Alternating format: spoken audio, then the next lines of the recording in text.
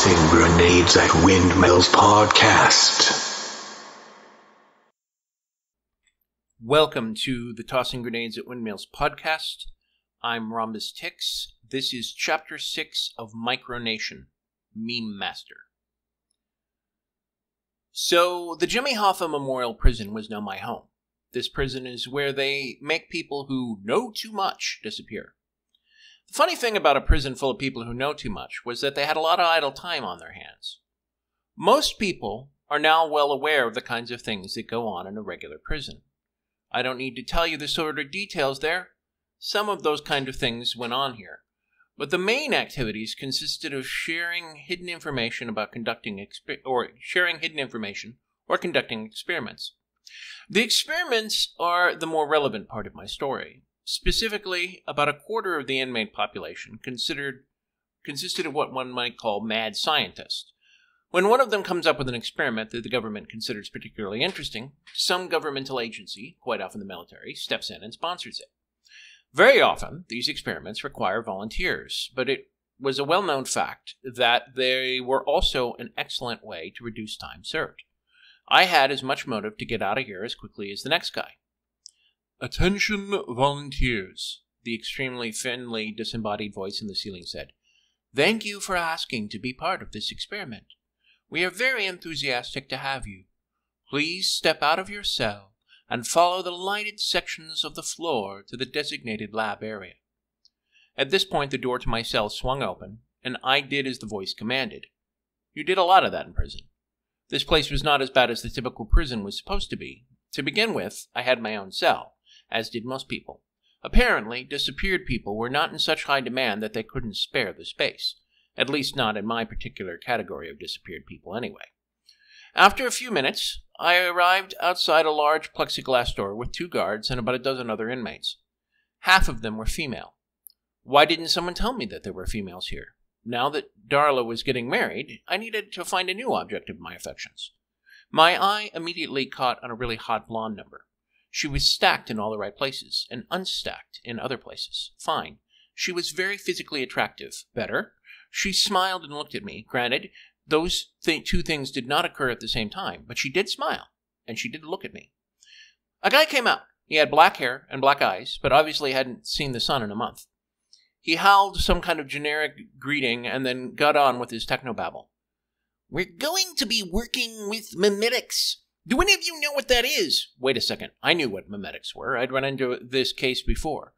I'd made a complete fool of myself before I realized what I was doing. I raised my hand. "Terribly sorry. Unaware of the nature of the experiment. I'd like to unvolunteer, please." I smiled in as good a nature as I could manage. This was neither easy nor effective, since I am by nature an extremely cynical person. The scientist looked at me with evident disdain and said, "Request denied. However, since you obviously know what memetics are, why don't you enlighten the group?" I said, "What do you mean, request denied? These are supposed to be voluntary experiments. Memes are pernicious little things that could get inside your head and mess you up like a subliminal advertising, only they're contagious." My reaction made most of the group nervous, though a few of them snickered in disbelief. Most of these people were newbies to our little prison and were wholly unaware of the advances that the underground technology community had actually achieved. They'd find out soon enough. The scientist smiled and ignored the reaction from the rest of the group. "That's right! That's exactly what we're going to be exploring today. But don't worry, memes are completely harmless when you know what to look for. Why, look at how fast the rest of you fell for our meme about being afraid of memes." The crowd was genuinely confused at this point when I felt the cold metal of a gun pointed in the back of my neck and a tiny voice whisper in my ear, "You're going to pretend that you're merely an actor going along with the experiment, or your brains will be splattered all over the floor." Now, I'm not stupid.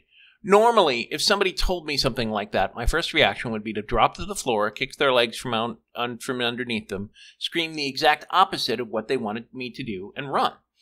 That might sound stupid, but think about it. Anyone being subtle like that doesn't want to attract attention, and anyone that is going to point a gun at you like that is generally not going to have your best interest at heart. Unfortunately, none of my clever thinking on this did any good here. They could just move me to a nice quiet room and then shoot me. I mean, we were in a secret prison anyway. I thought it couldn't get much worse than that. While I am not stupid, that does not stop me from doing stupid things like thinking, at least it can't get any worse. So I went along. I laughed unconvincingly. Yep, gotcha. Memes are harmless.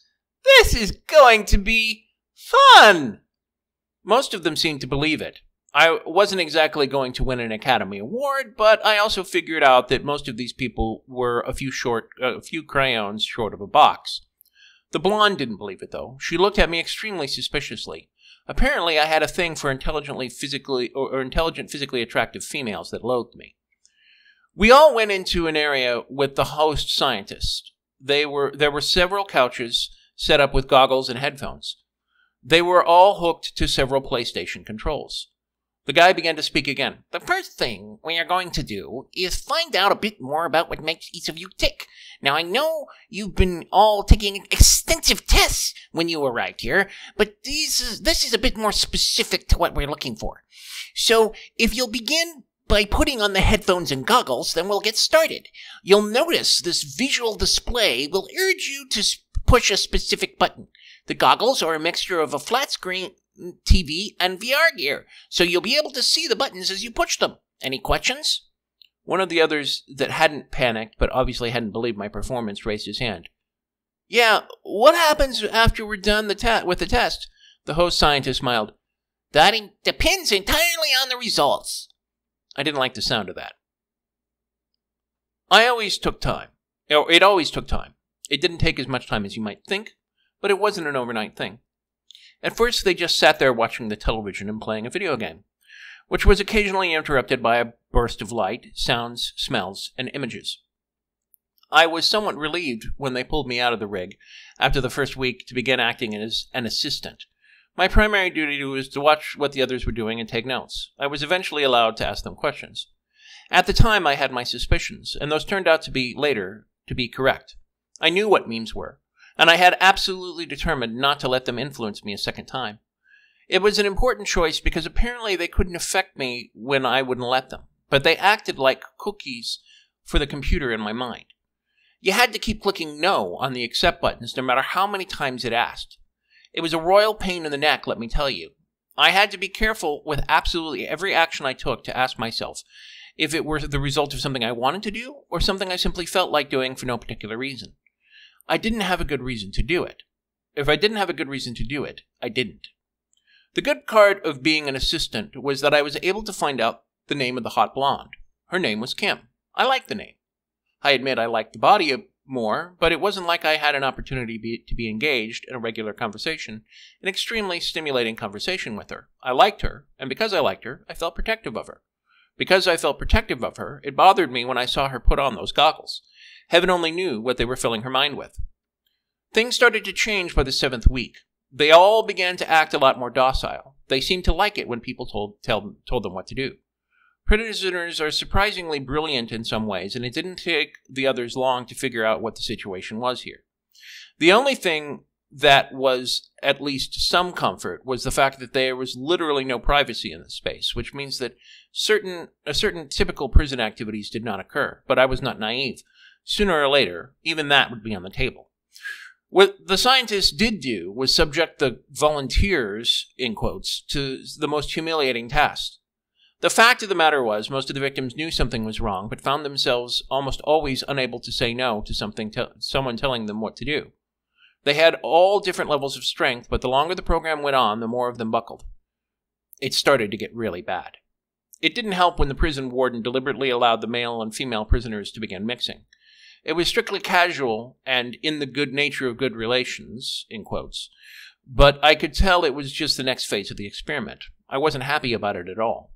The other prisoners just kept away from me. I tried to warn them at first, and now they regretted not listening to me. That, or, quite frankly, they thought I was in on the whole thing. Not that I could blame them. So when I saw an entirely changed and extremely shy Kim come up to me, I didn't know what to think. I'd just been sitting there, disgusted at human nature. And she sat down next to me on one of the cafeteria benches. She looked at me, sitting there quietly for a while until she finally spoke. How come it didn't affect you? Were you just faking the whole time? I hate this. They make me do things, she shuddered. I almost felt something bordering on compassion then, though it was hard to make that out amongst my obvious lusts. Here was a girl who would do whatever I could tell her to do. There were obvious limitations, of course, primarily the guards with the submachine guns that surrounded the room, but that still left all kinds of possibilities. Somehow, I'm still not entirely sure how, I simply chose to stop letting them affect me.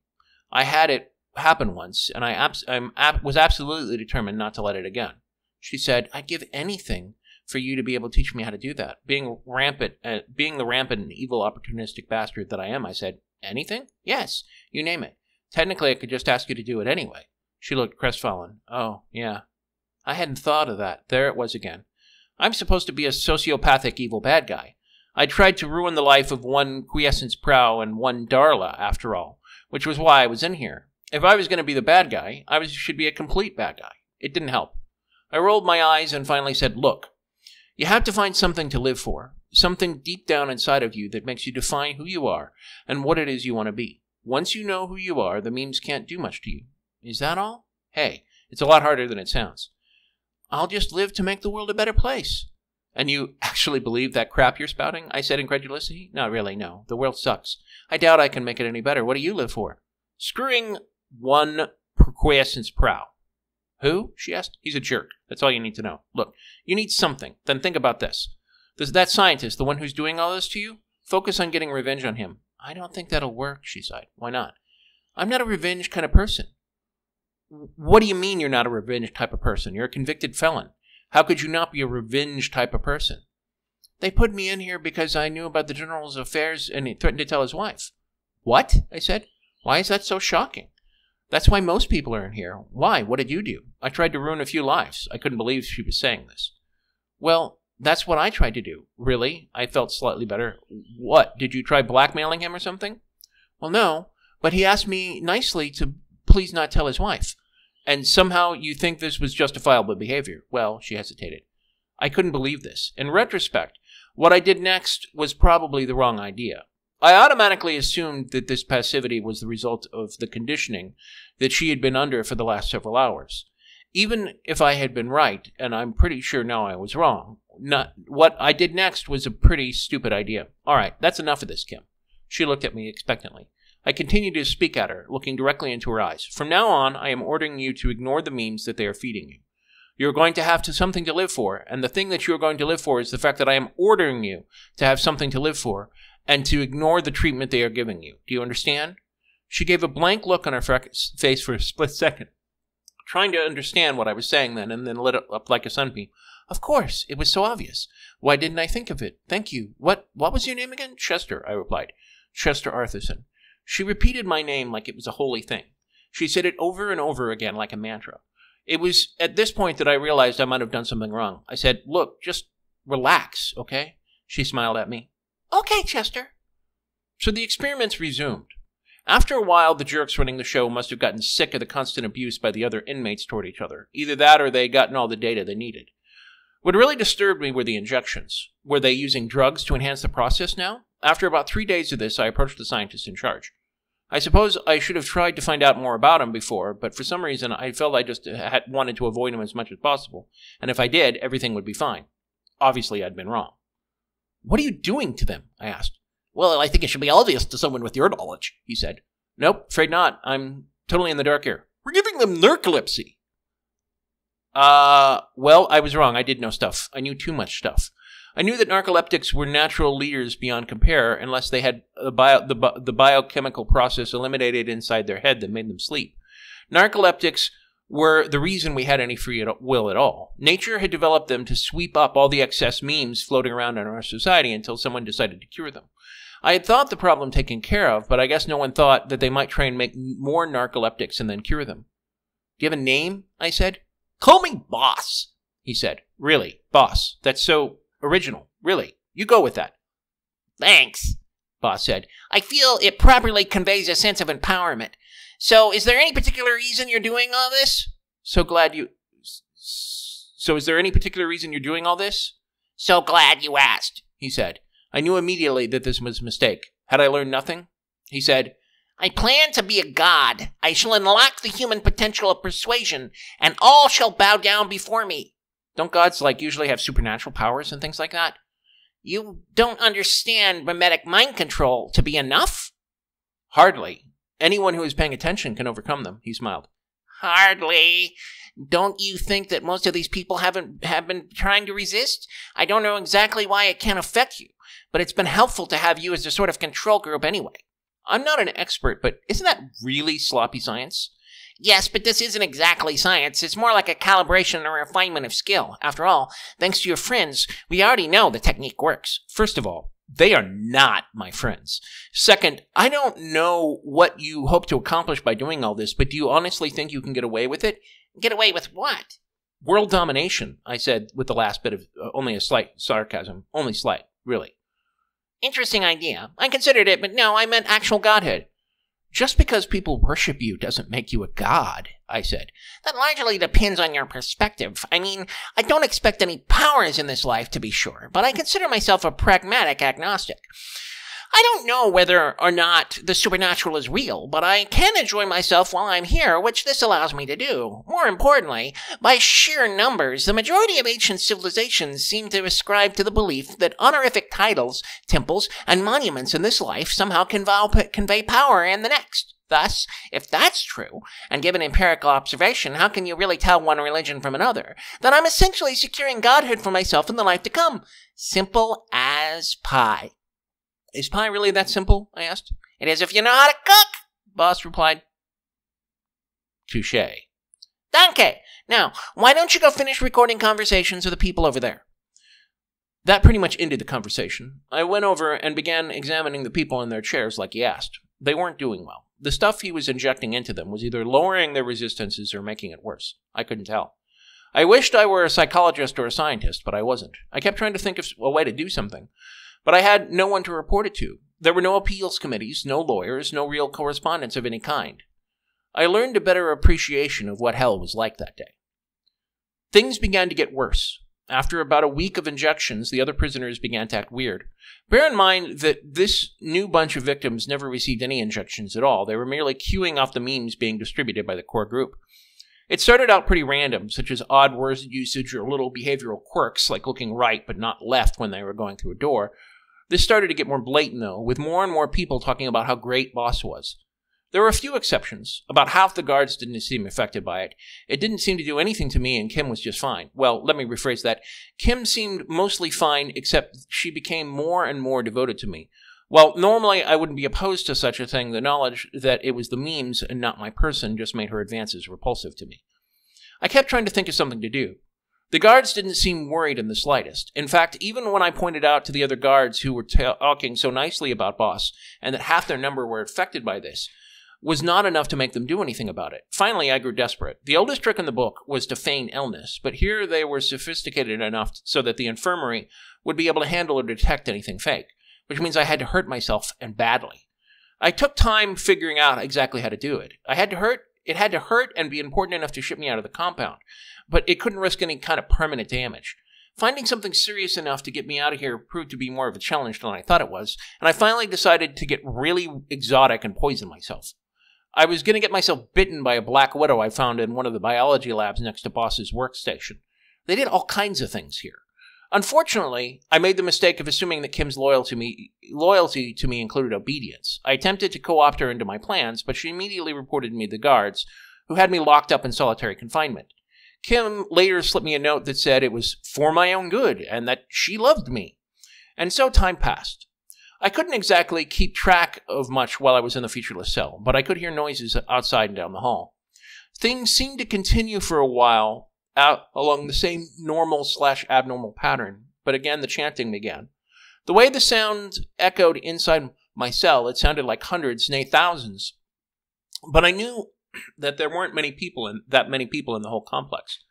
I couldn't hear what they were chanting, but it almost sounded like a hymn. The human imagination is a wicked thing.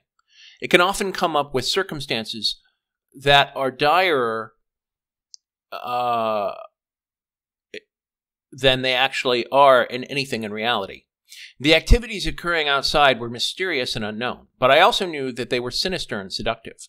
There was a tiny part of me that wanted to take part in all that, but I squelched it with an iron fist. I would not give in to the memes, not ever. More time passed, and eventually the chanting died away. I couldn't say how long it was, but eventually there was a feeble knock on the door. Instantly, I knew it had to be Kim. Who else would be stupid enough to knock on a door that could only be opened from that side? "What do you want?" I said through the door. "I need your help." She sounded disturbingly timid, even for her.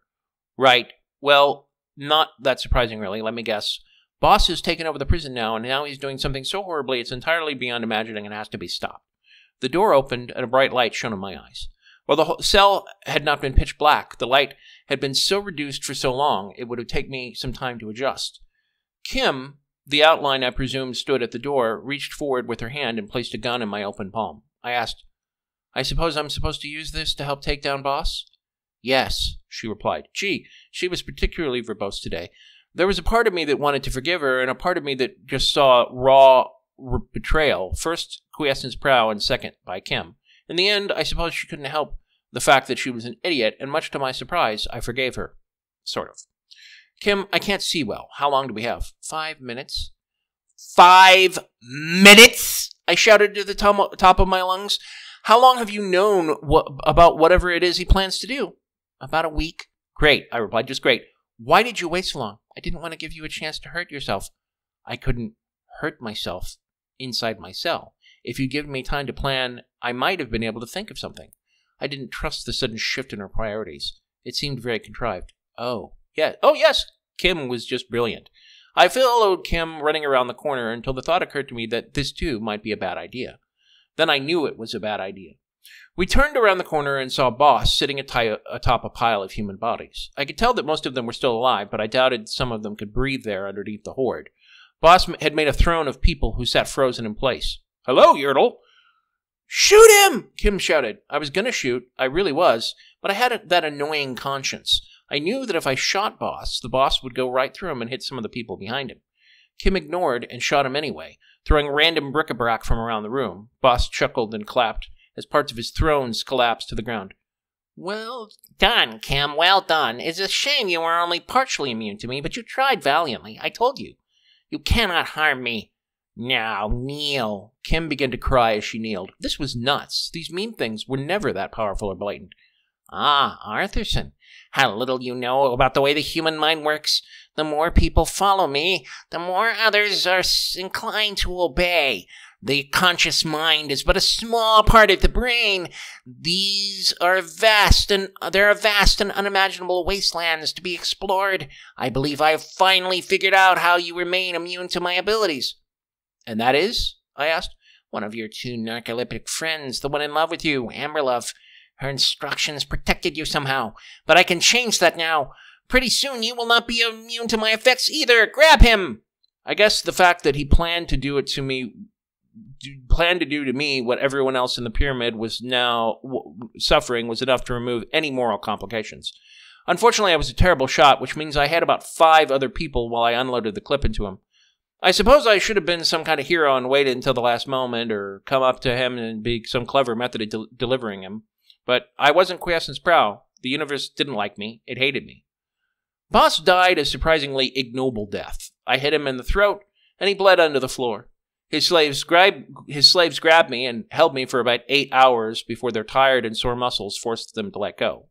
Eventually, they went to sleep. When they woke up, I could tell that they were having trouble remembering most of it. Kim seemed to know more about what had gone on when I had been out of the box, but she didn't talk about it. Then again, Kim still seemed to be using the memes as an excuse to worship me. I must say that I found this particular trait extremely unattractive in a female. That didn't stop her from trying to get my interest or win my blessings all the time. I decided to do something about it after all. I wrote this story and plastered it around the prison. I'm going to serve my time. I saved all your hides, so the least you can do is leave me alone, and don't ask me any more stupid questions about what happened or why did I do that again. If you need to know it again, read this story, and hopefully it will keep you from being quite so stupid the second time. As for me, I'm going to pick up a good book, maybe a stack of them. I'm not a perfect man, I'm not a hero, but at least I have the sense not to fall for what everyone else is saying or doing just because, even if I had to do it, even if I had to have a subliminal command to do it.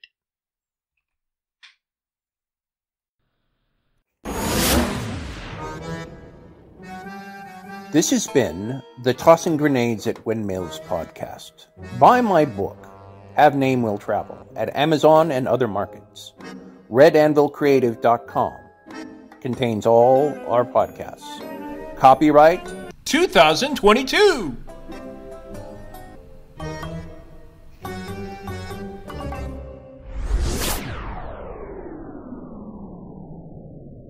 To fight the forces of evil!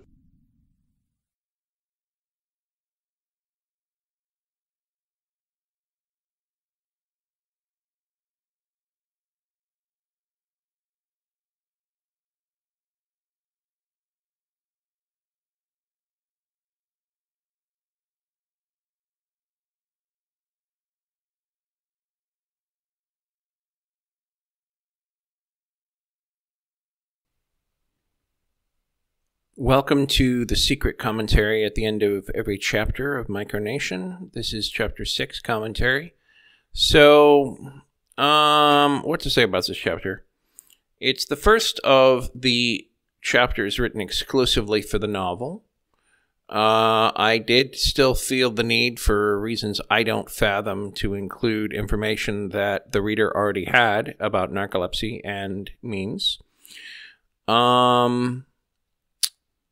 Which I guess, you know, if you're going with the found document, Chester writing stories angle isn't entirely bad. But again, if I did this and edited it and rewrote parts of it, all of that redundant crap would be gone. There's no need to beat the reader over the head with information that they've already been given, especially when the first half is supposed to be kind of a mystery.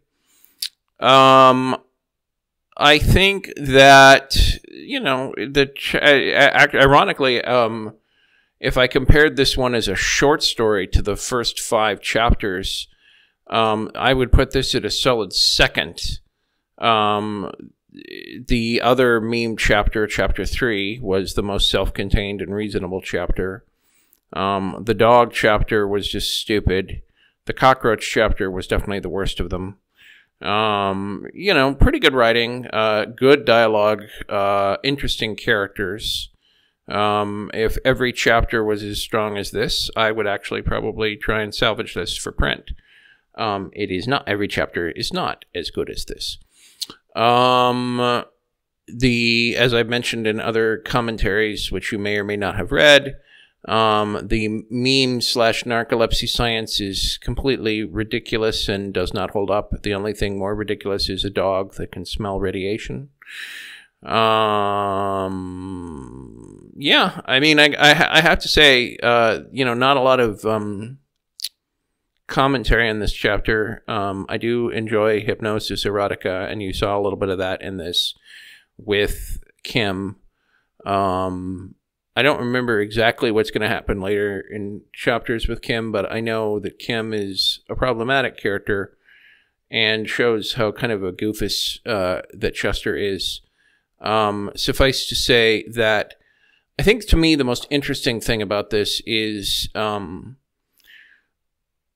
or later we will have neural interface, and sooner or later that technology will permeate society, and it might not be memetics that does it, but the government, or even somebody working for the government, is sooner or later, or at least even if it's not the United States government, a government would love to have the ability to control the thoughts of its people. And so, you know, as we start talking about things like digital intelligence or mind-machine interface, which I went over in the Sins of Silicon Valley series, you know, I wrote about technology early in my career. Even when I write about fantasy, I tend to write about the technology culture and constructs and the concept of intelligence and what does intelligence mean and what does life and the soul mean. And that's kind of a theme in my works. And, you know, here you see the danger of mind control technology getting in the hands of the wrong person. And I think that, you know, there's lots of stories that do that. The thing I do like about this chapter is, you know, somebody would use it to become a god. I mean, if you read about the mentality that goes through the minds of serial killers, which are sociopaths that, you know, take it to the next logical step for a sociopath. And I use the word logic very liberally there. every sociopath, and by extension, every psycho killer, has a story in their own mind, right? They're not the villain. They're not the bad guy. They're the victim. And you see that in the victimology of certain ideologies and certain propaganda that we see in this day and age. And suffice to say that, lots of them, including the Zodiac Killer, killed his victims to be slaves to him in the afterlife.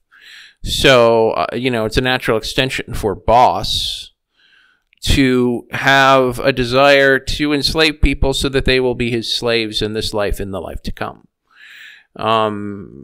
People like this are creepy. And we write books about them and glorify serial killers, but I consider these people predators. And, wolves are great predators, and they're cute, and they absolutely have a part in our ecology, and I'm not in favor of, ranchers and such in the West that remove them from nature because it causes starvation and weakness and death and hurt animals, and they are definitely part of the web of life. I don't know if I really feel that sociopaths are a natural part of nature in human beings. To me, that's more in the mosquito category. In fact, in the Swamp Castle series that I'm doing in parallel with this one, I'm pretty sure you're going to hear a story that I wrote at one point called Last of a Kind, where, sociopaths are basically weeded out of the gene pool. Eugenics, but instead of it being on black people or the unintelligent, it's done with sociopaths. There's another story I wrote called Waiting for the Monsters to Die, where the aliens basically flat out say, you either fix this part of your genome or you're not getting off the planet. And I would argue that this strain of humanity is possibly why aliens haven't contacted us yet, if alien abduction stories and all the stuff that goes on with UFOs is real, right? Because if you're an advanced species, why would you fuck around with a bunch of monkeys that might stab you on any given Tuesday? Culturally speaking, there's still a ton of evolution we need to have, right? We need governments that actually help our people. We need to develop institutions that provide for the weakest among us and provide opportunity for the young instead of stealing their futures. And I'm doing other series in the podcast about that. But the thing is that